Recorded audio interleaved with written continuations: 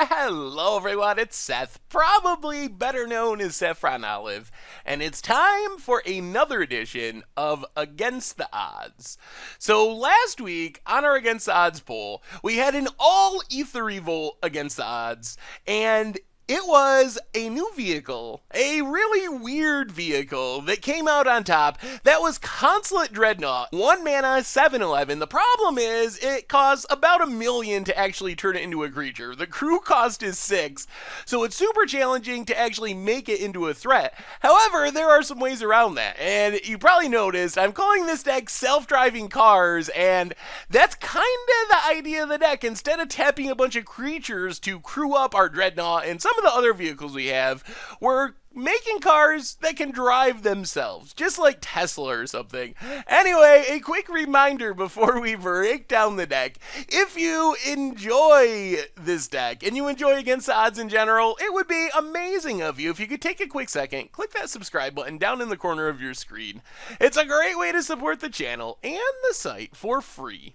So let's talk self-driving cars. So as I mentioned, Consulate Dreadnought, super overpowered if you just look at power and toughness and mana cost. 1 mana, 7/11. The problem is crew 6 means you're tapping a ton of creatures to actually make it into a threat. However, we have some ways around this. We have a super computer that can turn our Consulate Dreadnought into a self-driving car, and that is Siege Modification. So the primary combo of our deck is Siege Modification on Consulate Dreadnought.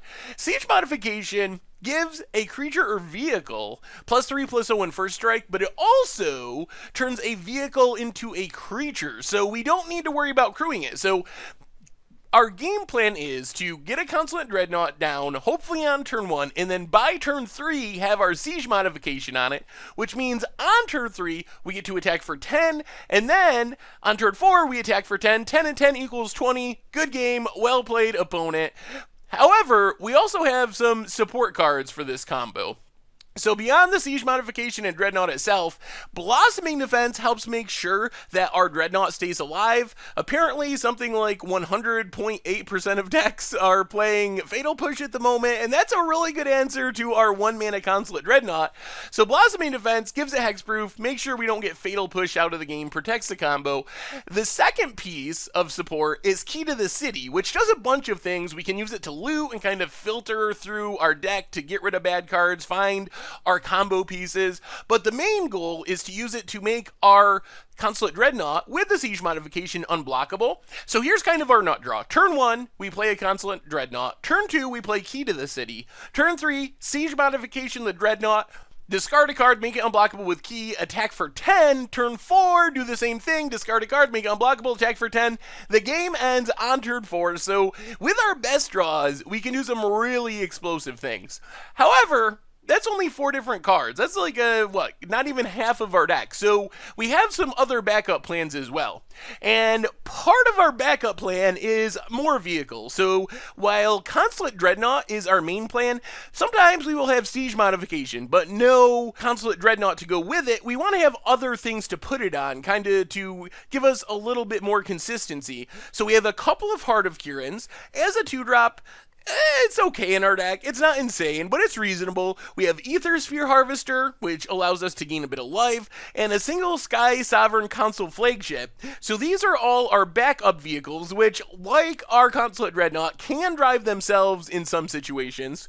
However, there's another possibility. We might draw a bunch of vehicles, Consulate Dreadnoughts, all these vehicles, but not have a way to let them drive themselves. So we have some other options for that as well. Peace Walker Colossus kind of does both. It is a vehicle. We can also pay 1 and a white and turn a vehicle into an artifact creature until end of turn. So let's say we don't have our Siege Modification. This is a bit slower, but we play our Consulate Dreadnought. On turn 3, we can Peace Walker Colossus. On turn 4, we just pay 1 and a white, make our Consulate Dreadnought into a 7/11, go beating down. The big payoff for all of our vehicles is start your engines. This is kind of the I win the game card. So let's say, for an example, we have a curve that's something like Consulate Dreadnought on turn 1, Heart of Kirin on turn 2, Peace Walker Colossus on turn 3. We don't really have a way to kill our opponent with those vehicles. We don't have creatures to crew them, etc. On turn 4, we play Start Your Engines. All of our vehicles become creatures and get +2/+0, so that curve is also a turn 4 kill. Not necessarily through blockers, but it offers enough damage.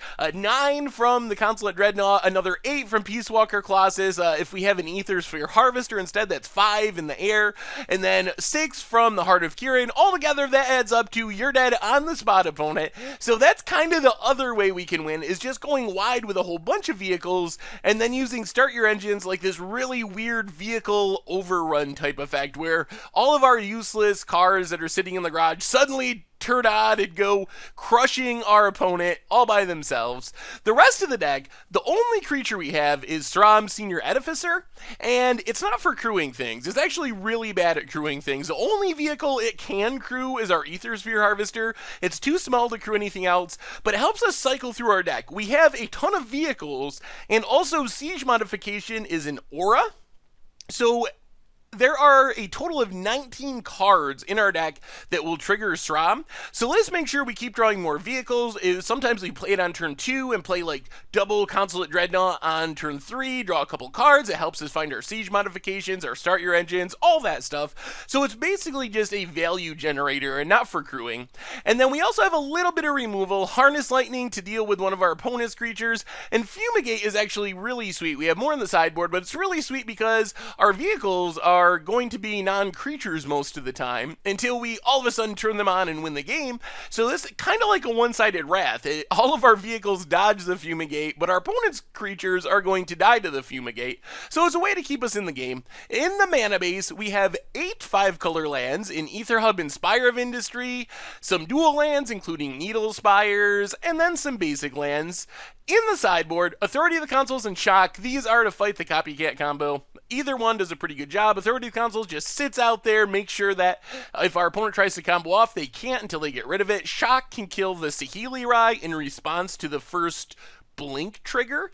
Padim is a weird one, but we have those 8 5-color lands, so technically we can play off-color cards in our sideboard, and it's a way to protect all of our vehicles. If our opponent's going to bring in a bunch of targeted artifact removal, fragmentizes, and natural obsolescence, and all that stuff, Padim gives them hexproof, maybe even draws us some cards. And then we have a bunch more removal of our own. Fragmentize for our opponent's vehicles, Harness Lightning can kill creatures or many vehicles, Radiant Flames and Fumigate, as I mentioned before, takes advantage of the fact that our threats are actually non-creatures most of the time, so they become like one-sided wraths almost. And that is self-driving cars for Aether Revolt Standard, and that's our Against the Odds deck for this week. So is this going to work? And I don't know. Good news is we have a ton of redundancy in our deck. We have a massive amount of vehicles, and then we have 12 different ways to turn those vehicles into creatures, even though we're not crewing. Like, our deck almost literally cannot crew. Throm can maybe crew Aether Sphere Harvester, and then we can do, like, the weird Throm crews Aether Sphere Harvester. Aether Sphere Harvester has 3 powers, so it can crew Heart of Kirin. Heart of Kirin has 4 powers, so it can crew Peace Walker Colossus. Peace Walker Colossus has 6 powers, so it can crew Consulate Dreadnought.